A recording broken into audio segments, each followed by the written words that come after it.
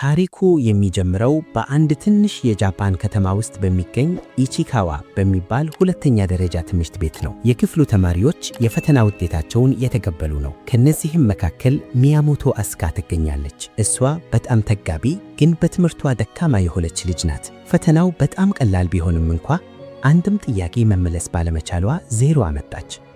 ፍቅረኛዋ ዮሺዳ ግን 0 የአንቺ ዕድለኛ ቁጥር ነው በማለት ሊያበረታታት ሞከረ። መምህሩ ግን አስካ ካላጠናች የወደፊት ሕይወቷ ጨለማ እንደሚሆን አስጠነቀቃት። በቀጣዩ የታሪክ ፈተና ላይ አስካ አንድ አስገራሚ ጥያቄ ገጠማት። ሳንቲም ሲጣሉበት ምኞትን የሚፈጽም የታወቀ ሐውልት ስም ጥቀሺ የሚል። አስካ መልሱን ባታውቀውም ቦታውን ባዶ ከመተው ይልቅ ጋቺሞ የሚል ዝም ብሎ በአይምሮ የመጣን ስም ጻፈች። ልክ ስሙን በወረቀቱ ላይ ስታስፍር ከመስኮት ውጪ ደማቅ ብርሃን ታየ። በከተማው ውስጥ በአንድ ቦታ ላይ በራሱ ጊዜ የሚፈጠር እንግዳ የሆነ የጫካ መንገድ ተፈጠረ። በማግስቱ አስካና ዮሺዳ ወደ ትምህርት ቤት ሲሄዱ ከዚህ በፊት አይተውት የማያውቁት አዲስ መንገድ አገኙ። ጉጉት ስላደረባቸው መንገዱን ተከትለው ለመሄድ ወሰኑ። ጥንዶቹ ጫካውን ለማሰስ ወሰኑ። ለጥቂት ደቂቃዎች ከተጓዙ በኋላ ስሙን ሊጠሩት የማይችሉት አንድ ምስጢራዊ መቅደስ ሽራይን አገኙ። አስካም 1 ሳንቲም በመጣል በሚቀጥለው ፈተና 100 ላምጣ ብላ ተመኘች። ወደ ትምህርት ቤት ተመልሰው ያለፈውን የፈተና ውጤት ሲቀበሉ ግን አስካ ያመጣችው 5% ብቻ ነበር። በመቅደሱ ኃይል ማመኗ ስህተት እንደነበር በማሰብ በራሷ ተሳለቀች። በዚያው ቀን ስለ ዓለም ፖለቲካ የሚጠይቅ ሌላ ፈተና ተሰጣቸው። የመጀመሪያው ጥያቄ የአሁኑ የጃፓን ጠቅላይ ሚኒስትር ማን ይባላሉ የሚል ነበር። አስካ መልሱን ባታውቅም ባዶ ከመተው ይልቅ የፍቅረኛዋን ስም ዮሺዳ ብላ ጻፈች። ሌሎቹንም ስላላወቀች ወረቀቱን ትታ እንቅልፏን ተኛች። ከቆይታ በኋላ ወደ አስካ ቤት ሲሄዱ ወላጆቿ ሲጣሉ ሰሙ። አባቷ ከሥራ ሊባረር ያለሻች ሲሆን እናቷ ደግሞ ከሌላ ወጣት ጋር ግንኙነት ጀምራለች። በዚህ መሃል ዮሺዳ ከአንድ ክፍል በር ውጭ የተቀመጡ ባዶ ሳህኖችን አስተዋለ። ይህ ክፍል የአስካ መንታ ወንድም ኬሳኬ ክፍል ነው።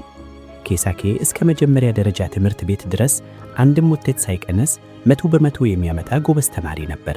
ነገር ግን አንድ ቀን የሁለተኛ ደረጃ መግቢያ ፈተና በመውደቁ ያ ውድቀት ስላሳፈረው ራሱን በክፍል ውስጥ ዘግቶ መኖር ጀምሯል። ዮሺዳ ወደ ሱፐርማርኬት በሄደበት ወቅት በትምህርት ቤቱ በኩል አንድ እንግዳ ነገር ተፈጠረ። መቅደሱና የመምህሩ መነጽር በደማቅ ብርሃን አበሩ። ብዙም ሳይቆይ አስካ ለዮሺዳ ስትደውልለት በጣም ሥራ በዝቶብኛል የሚል መልስ ሰጣት። ወዲያውም ከክፍል ጓደኛዋ በደረሳት መልእክት የሰማቸው ነገር አስደንጋጭ ነበር። ዮሺዳ የጃፓን ጠቅላይ ሚኒስትር ሆኖ ተመርጧል። በየማኅበራዊ ሚዲያውም የዮሺዳ ቃለ መጠየቆች በቫይራል ተሰራጭተዋል። በማግስቱ ትምህርት ቤት ስትሄድ የሌሎች ሀገራት መሪዎችም በድንገት እየጠፉ መሆኑን ሰማች።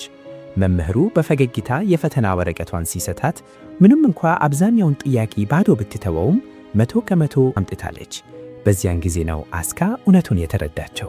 ዮሺዳ ጠቅላይ ሚኒስትር የሆነው እሷ ስሙን ስለጻፈች ነው።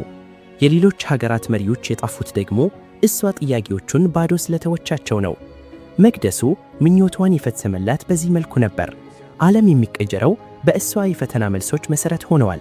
አስካ ስህተቷን ለማረም ወዲያውኑ ትክክለኞቹን መልሶች በጉግል ፈልጋ በወረቀቱ ላይ ጻፈች። እቅዱም ሰርቶ ዮሺዳ በመጀመሪያ የሥራ ቀኑ ከሥልጣኑ ተባረረ። አስካ ዓለምን ላለማናዋት ስትል ለማጥናት ብትሞክርም ወዲያው በታች እንቅልፏ ወሰዳት። በሚቀጥለው ፈተና ላይ የዓለማችን ውድ ኃይል ምንጭ ምንድነው ለሚለው ጥያቄ የቧንቧ ውሃ ብላ ጻፈች። ይህ ድርጊቷ ሳይታሰብ አባቷን ባለሀብት አደረገው።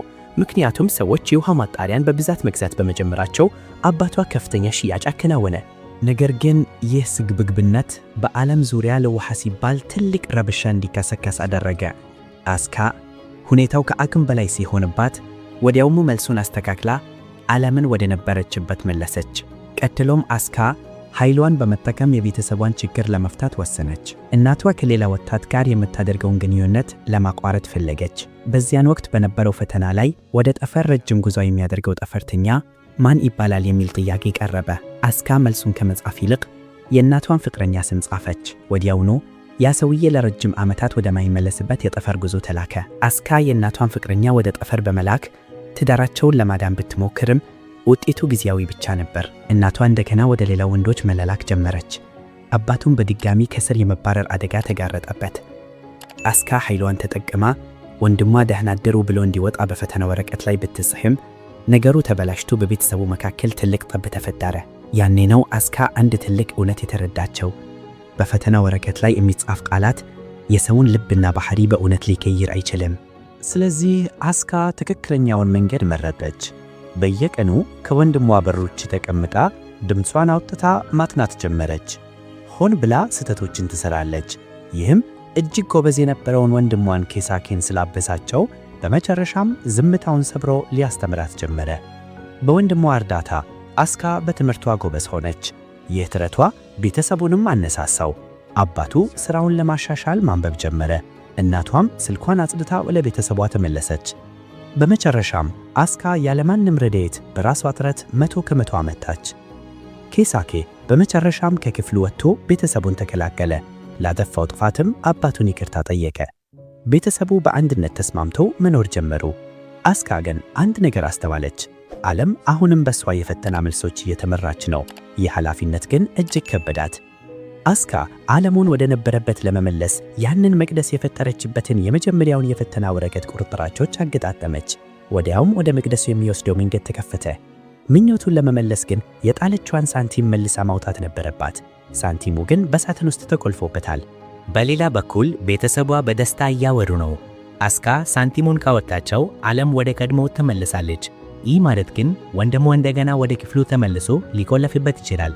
እናቷስ እንደገና ማመንዘር ትጀምር ይሆን? አስካ በሁለት ምርጫዎች መካከል ተወጠረች። አስማታዊ ደስታ ወይስ መራራ እውነታ? አስካ ሳንቲሙን ከሳጥን ውስጥ ለማውጣት ስትታገል ሳታስበው መልሳ አስገባቸው። በዚያው ቅጽበት መምህሯ የቅርብ ጊዜውን የጂኦግራፊ ፈተና እያረመ ነበር። አስካ እንደተለመደው ሁሉ ጥያቄዎችን በትክክል መለሰች። ነገር ግን አንድ ወሳኝ ጥያቄ ረሳች። ጥያቄው የአሁኑ የዓለም የሕዝብ ቁጥር ስንት ነው የሚል ነበር። አስካ ይህንን ጥያቄ መልስ ሳትሰጠው ባዶ ትታው ነበር። ቀደም ሲል ባዶ የተተዉ ጥያቄዎች እንደ መሪዎቹ መጥፋት ነገሮችን እንደሚያጠፉ ሁሉ አሁንም አስደንጋጭ ነገር ተከሰተ። ቃል በቃል የሰው ልጅ ቁጥር 0 ሆነ። በአንድ ቅጽበት መላኡ ከተማ፣ ሀገር እንደ ዓለም ጭር አለ። ሰዎች ሁሉ ድንገት እንደ ጉም በነው ጠፉ። አስካ በሰራቸው ስህተት ምክንያት ዓለም የሰው ዘር የማይገኝባት ባዶ ምድር ሆና ቀረች። ስለተከታተላችሁኝ አመሰግናለሁ። ቻናሉን ሰብስክራይብ ማድረግ እንዳትረሱ። ቻው።